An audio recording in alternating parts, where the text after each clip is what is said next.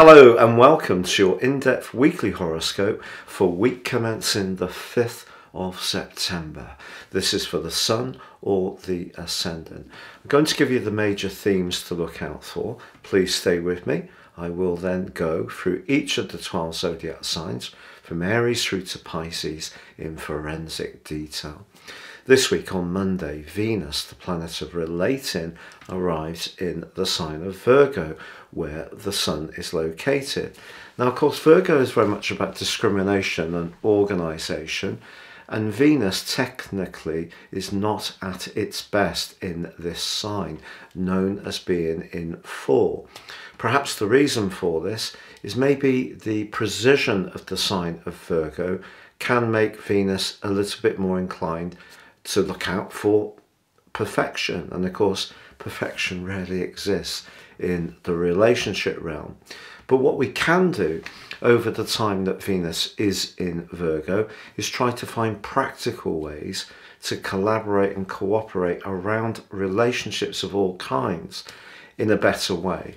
And certainly in terms of the domestic realm, if you do live with someone, whether it's a flatmate with your folks or a romantic partner, a little bit more give and take and sacrifice and thoughtfulness can do wonders for everybody's morale. Now this week also sees Mars and Mercury and Jupiter continuing their sparkling alliance, which was triggered last week. Mars, of course, in the very bubbly and effervescent sign of Gemini, and Mercury is the ruler of that sign and currently located in the other air sign of Libra, very much to do with relating and listening. And Jupiter in the mix as well brings an exuberance, a positivity and a go-getting attitude in the sign of Aries, despite the fact that it is in a retrograde. So there is the potential to initiate things this week, but as we get towards the end of the week, Mercury goes into a retrograde which will last through to October the 2nd, but on the 23rd it does rewind back into the sign of Virgo. So we've got a very intense period developing for Virgoan energy. But also on Saturday we have the full moon in the sign of Pisces. This is where the Sun and the moon are directly opposite one another, because the Sun's very much about how we initiate, our drive, our more masculine approach to situations, and the moon's very much more to do with empathy and receptiveness and nurture and security. The two are not quite aligning in a collaborative way. So one of the things we can all do over the next couple of weeks is not get so caught up on the small picture, Virgo, and getting the details right, that we forget to bring in that more spiritual, psychological and more emotional domains that come from the sign of Pisces. But Uranus is actually playing a really supportive role with both positions this time, suggesting to us that fresh ways of thinking about things, new energy can come in. It is the case that Uranus is being challenged more by Saturn again, and they're only 1 degree apart, and between the 2nd and the 12th of October that tightens up to nearly, very nearly, an exact right angle at 90 degrees.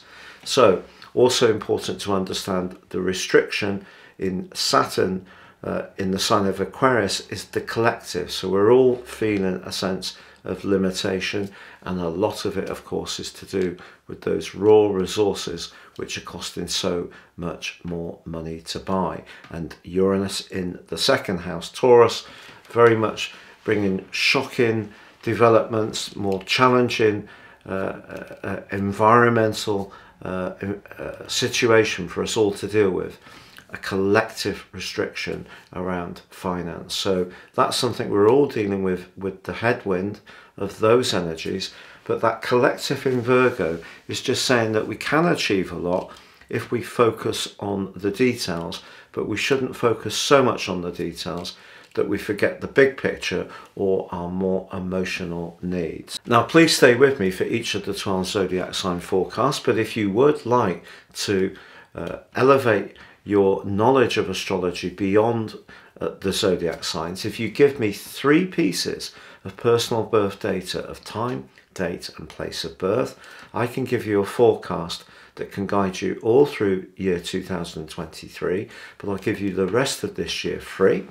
Plus, with my 30% off special offer, you'll get your life roadmap, your character analysis, which can guide you for the rest of your existence by helping you to understand some of the patterns that may have been repeating in your situation, perhaps the more challenging ones, but also helping to highlight the opportunities and talents that you have in a much clearer way. Please see the link beneath this video. And finally, if you've yet to subscribe to my channel, I'd be honoured if you did so now. Please click or tap on the bell notification symbol. So Cancer, your week commencing the 5th of September forecast sees Venus move into your sector of everyday communication on Monday. Venus in this area can add a little bit of luster to the way we express ourselves. Don't be surprised if people seem drawn to your ideas, belief systems, or just the sound of your voice.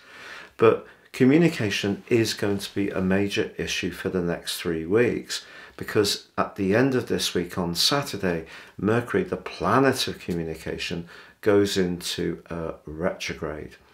But earlier this week, it is in a very positive link still with Mars. But of course, Mars is in the very psychological 12th house. So there may be some conversations or thoughts you have that do relate to your past, or where you want to do some deep lying research. But also, as Mercury goes retrograde in your 4th house, which is a tender part of your situation for the retrograde to begin, there is a full moon in the sign of Pisces. And this is very much about your higher thinking, the more philosophical side of your nature, rather than those everyday chats. Now, Uranus is actually feeding in very positively to this particular full moon, suggesting that an openness to new people or new ways of thinking or expression is going to be important. But essentially, you may find yourself having some quite intense discussions over the next few weeks, and the fact that Venus is in Virgo can help you to just find that little bit more diplomacy to make your point, particularly if there is a situation that's more highly charged, and a touch of delicacy can actually help to preserve the good relations in the discussion, but at the same time, maybe you do have to say how you feel, and maybe it is an older issue which does need ventilating at this time.